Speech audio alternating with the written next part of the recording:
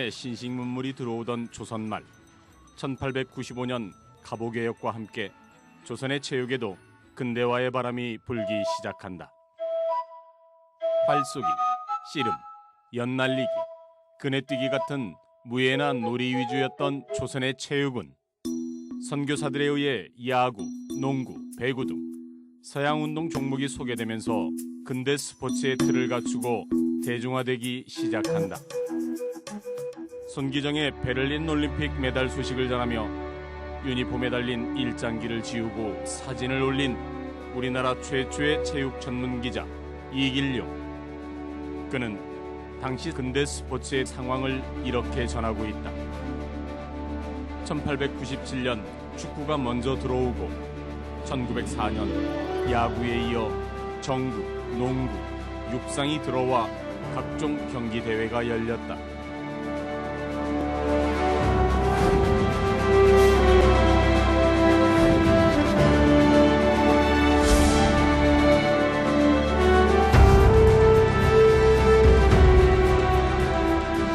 저는 지금 전북대학교 교정에 있는 덕진운동장비 앞에 와 있습니다.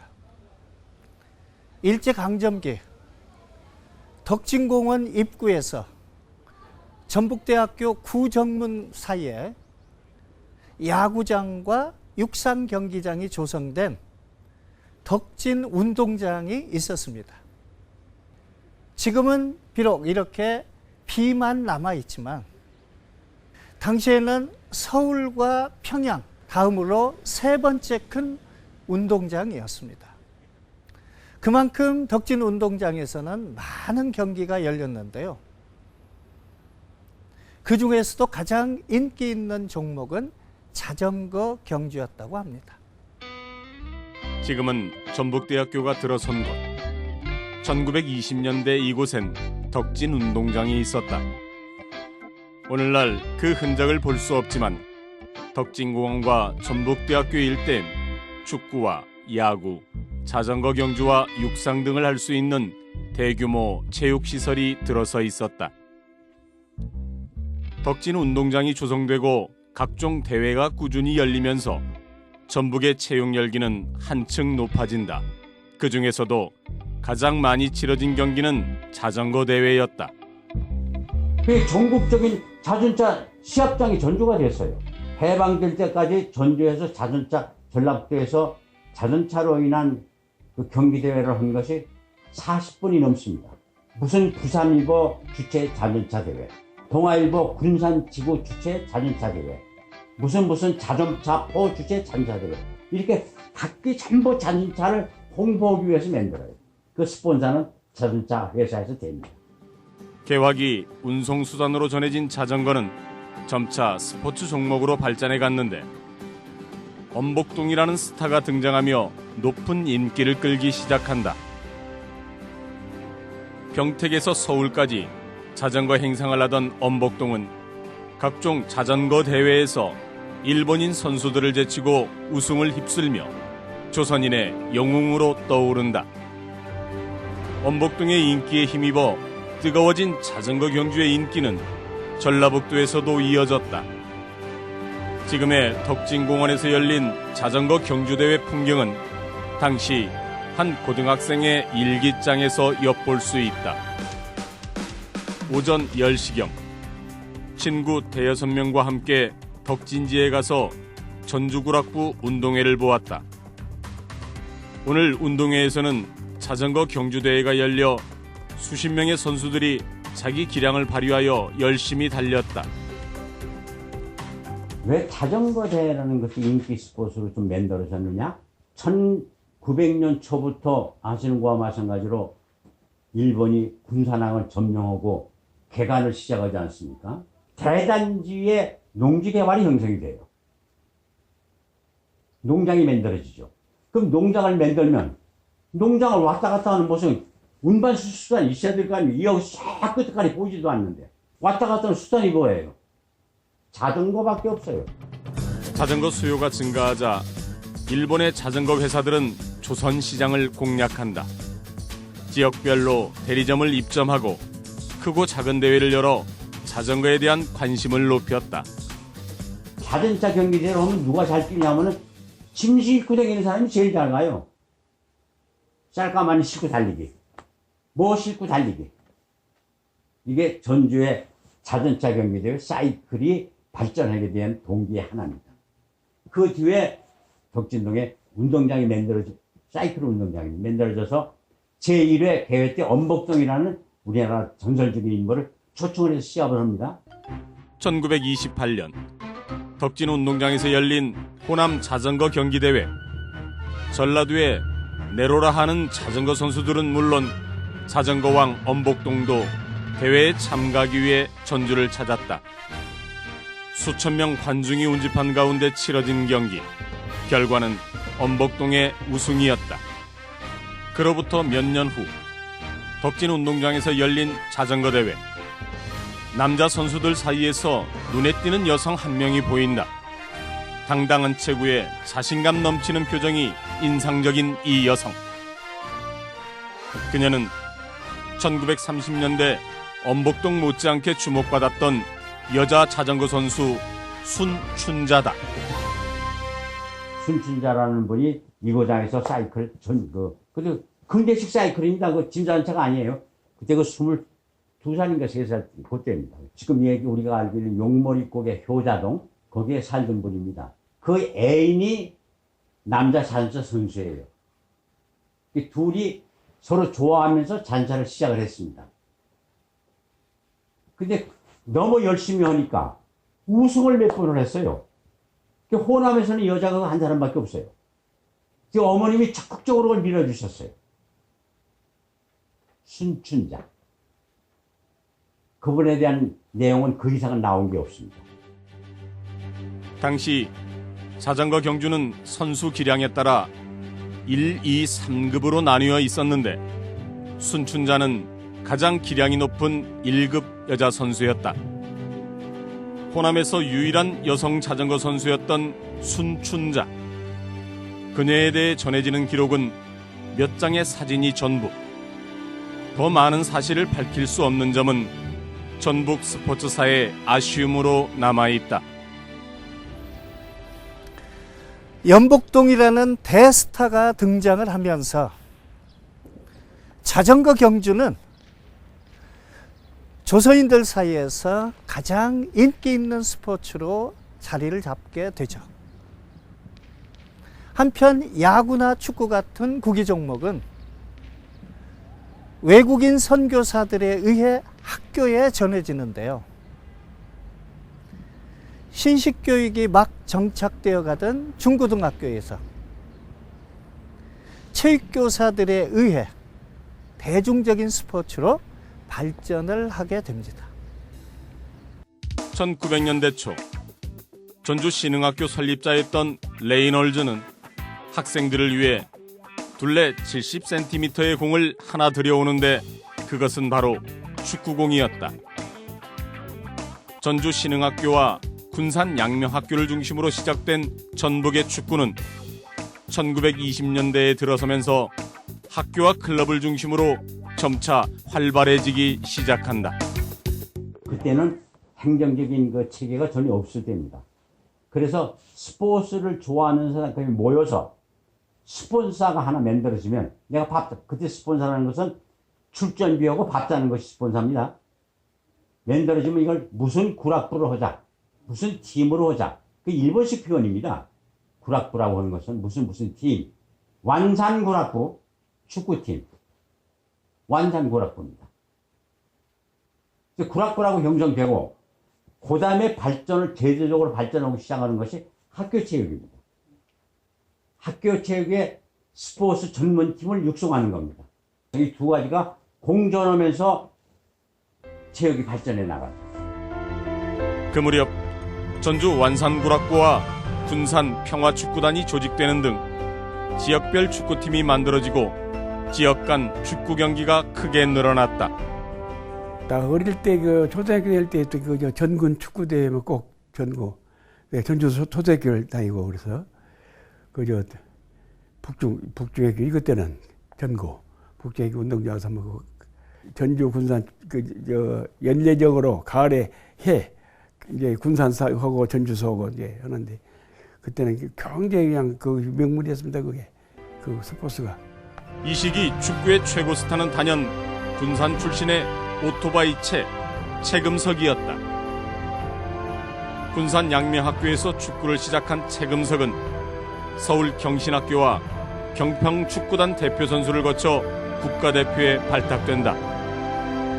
작은 키에도 불구하고 움직임이 빨라 오토바이라는 별명을 얻은 그는 국내 축구의 인기를 한 단계 끌어올린 스타 플레이어였다. 군산 오토바이라면 모르는 사람이 없어요. 채금석이라면 몰라도 군산 오토바이라면 많이 키가 작고 달리고 자기가 공을 슛 하고 쫓아가서 또 다시 그 공을 그 정도로 이거 그 빨았다는 거예요. 그래서 오토바이라는 별명이. 그만큼 전국적으로 유명한 오토바이요. 채금석의 등장으로 전북의 축구는 기술적으로 한 단계 성장하게 되고 전북의 클럽 팀들도 전국 대회에서 여러 차례 우승을 거머쥔다. 1992년부터는 금석배 전국 학생 축구 대회를 개최해 축구 인재를 발굴하고 있는 전북은 축구 유망주의 산실로 자리하고 있다. 초창기 스포츠 전파는 대개 외국인 선교사에 의해 이루어졌지만 스포츠의 기술적인 발전은 해외에서 유학하고 온 조선인 지도자에 의해 이루어졌다. 일본에 유학을 하신 분이 많았어요. 근데 그분들이 외국에 나가서 물물을 일으켜 오신 것이 제일 쉬운 것이 운동입니다. 일본에 가서 유학생활을 하시는 분들이 여름, 겨울에 2번씩 고국 방문을 해요. 계몽단이 옵니다. 1914년부터 시작이 됐는데 우리나라에 들어와 모국에 와서 순례를 하면서 댕겨서 계몽을 해줘요.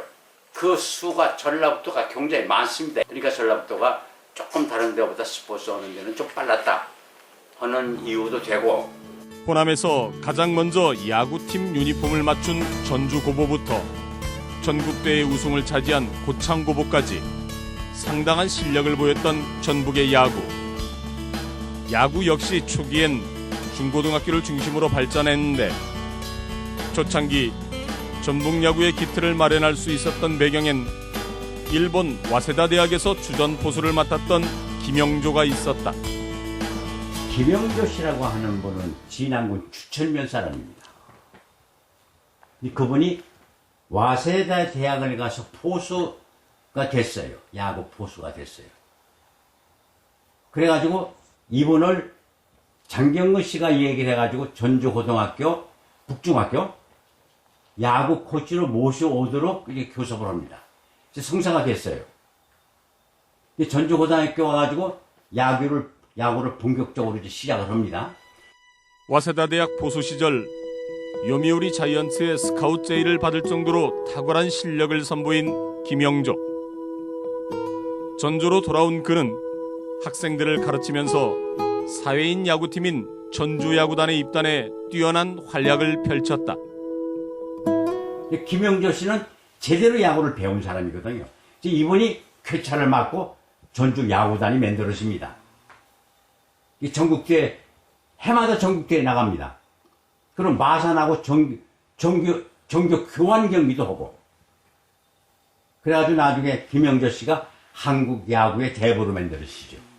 전주 야구는 김영조 씨로 하여금 아주 발전을 했다고 이렇게 생각을 하시면 맞습니다. 그 뒤에 이제 그 군산 야구라는가 이제 그 당대 야구들이 형성이 됐죠.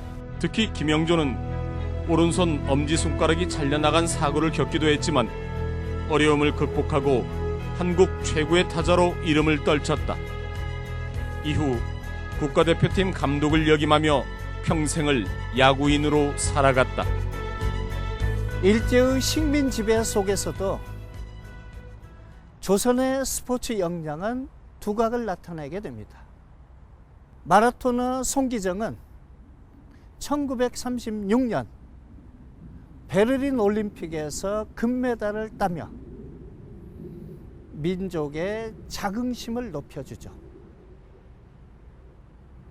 해방 후인 1950년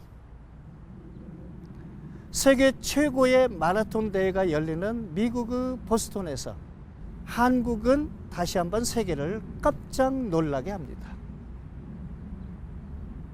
그곳에 바로 전북의 마라토너 송기륜이 있었습니다. 1947년 서윤복 선수가 출전해 2시간 25분 39초의 기록으로 당시 세계 신기록을 세우며 1위를 차지했던 보스턴 마라톤 대회. 서윤복이 우승하고 3년 뒤인 1950년 손기정 감독과 함께 군산 출신 송기륜과 함기용, 최윤칠 선수가 보스턴 마라톤 대회에 도전한다. 서윤복이 가서 1등을 합니다. 그 다음에 가려고 그러다가 선수가 없어 못 가고 50m 와서 야, 송기정이가 저 아이들을 훈련시켰으니까 한번 데리고 가보자 해서 이제 세 사람을 데리고 가지 않습니까?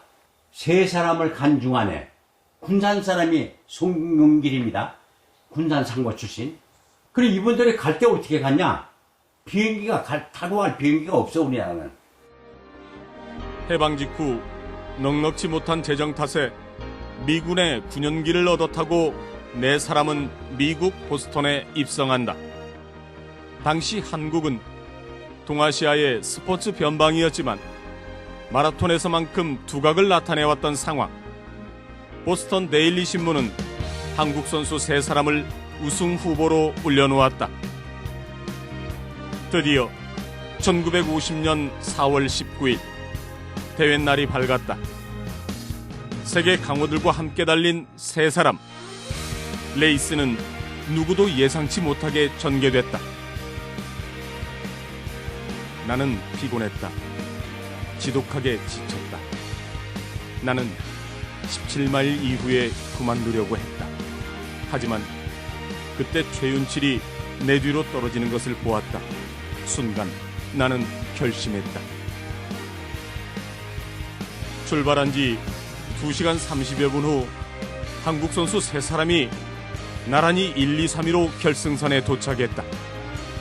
1위는 2시간 32분 39초를 기록한 함기용이었다. 당시 그의 나이 불과 19살. 마라톤을 시작한 지 4년 만이었다. 3위는 최윤칠, 2위는 군산 출신의 마라토너 송기륜이 차지했다. 송기륜은 이날의 메달로 전북 출신 최초의 국제대회 수상자로 기록됐다. 그분은 군산 대학 초등학교를 나왔습니다. 그래가지고 군산 상고 댕길 때 마라톤을 했어요. 그래가지고 양정고보에 스카우트 됩니다. 양정고보가 송기정이가 댕긴 데 아닙니까? 그때 육상 장거리는 거의 다 양정고보에서 육상을 시켰거든요. 그때부터 마라톤을 전문적으로 시작이 됐어요. 국민들에게 희망과 용기를 안겨준 마라톤 영웅들. 귀국 후 이들을 위한 대대적인 환영대회가 열렸다. 하지만 승리의 기쁨도 잠시, 불과 며칠 후 한국전쟁이 발발하고 보스턴 마라톤의 영웅들도 빛나던 한국의 마라톤 역사도 그렇게 전쟁의 혼란 속에 묻히고 만다. 전북의 스포츠를 얘기할 때 빼놓을 수 없는 곳이 바로 이곳 전주 종합경기장입니다.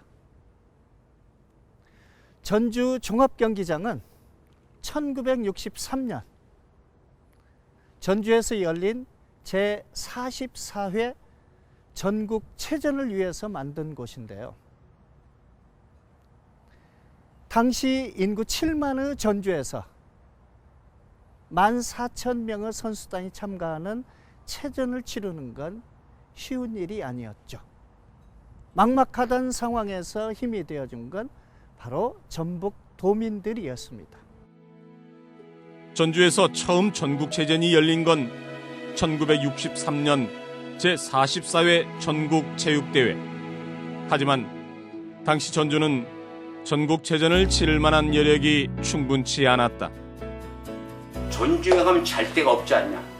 전주에 가면은 운동장이 없지 않냐? 그래서 전주는 안 된다. 이렇게 두 번 다 결정이 납니다. 전라북도가 약속을 합니다. 우리가 운동장 짓겠습니다. 우리가 자는 문제는 걱정 없이다 하겠습니다. 장담은 했지만 당장 대회를 치를 주 경기장을 지을 재원 마련이 막막했다. 인구 7만의 작은 도시에서 14,000명의 선수단을 수용할 숙박시설도 턱없이 부족한 상황이었다. 위기를 돌파한 건 도민들의 단합된 힘이었다. 총 예산이 8,500만 원이거든요. 이렇게 모금을 했거든요. 전주에서 사는 초등학교 학생들 1월, 도내 각 초등학생에서 50전, 전주에 사는 중고등학생은 2원, 도내에 사는 중고등학생은 1원, 공무원들은 50원, 극장 수입료 15%, 라고 시작을 해서 3,650만 원을 모금을 합니다. 부족한 숙소는 전주 시민들이 선수단에게 민박을 제공하는 방법으로 해결됐다. 이 일로 전북 도민들의 인정을 전국에 알리게 됐고 인정체전, 민박체전이란 애칭까지 얻게 됐다. 민박에서 전주 인심이 좋다고 전국적으로 소문이 났어 그때. 그래서 나머지 자식이지만 전부 다 친절하게 최선을 다해서 그 이제 민박을 이제 해주니까 전주가 참 인심이 좋다고. 아주 그 민박을 처음으로 시작해가지고 성공했다고. 각도에서 온 선수 전부 다 그 가정집에다가 민박을 해가지고. 1974년 서울에서 열린 제55회 전국체전에선 전라북도 선수단이 종합 2위에 올랐다. 아무도 예상 못한 전북의 종합 2위 성적은 한국 체육계를 깜짝 놀라게 한 일이었다. 그냥 기적에 전라북도 2등이다. 기적에 가까워서 도세를 보면은 참 그 깜짝 놀랐지 전부 다 그냥 그냥 반신반의하다시피 대한체육회회장 폐회사에서 도세도 넉넉하지 못한 전라북도에서 2위했던 건 하나 기적에 가까운 일이고 하면 된다는 말이 정말로 전라북도 선수들 두고 한 말이다고 축하에 맞지 않는다고 박수로 그냥 그 축하해 주자고 해가지고 박수를 치고. 근대 스포츠가 첫발을 내디딘 순간부터 지금까지 전북의 스포츠는 도민들의 뜨거운 열정으로 발전을 거듭해왔다. 수많은 선수와 지도자들이 써내려간 영광스러운 전라북도 스포츠의 역사. 그들이 기울인 땀과 노력은 전북 스포츠의 내일을 향한 소중한 길잡이가 될 것이다. 근대화된 스포츠가 도입된 이래 지난 100여 년간 전북 도민들은 승리에 환호하고 패배에 아쉬운 눈물을 닦으며 하나가 되었습니다. 도민들의 응원 속에 발전해온 전북 스포츠는 곧 대한민국의 스포츠 역사였습니다. 동계 유니버시아드 대회부터 얼마 전에 끝난 U20 월드컵, 이번 주말 무주에서 시작하는 WTF 세계 태권도 선수권 대회까지 세계적인 대회를 치러내고 수많은 스포츠 스타를 길러낸 전라북도 스포츠는 여전히 전북 도민들의 자존심과 긍지를 높여주는 구심점이 되고 있습니다.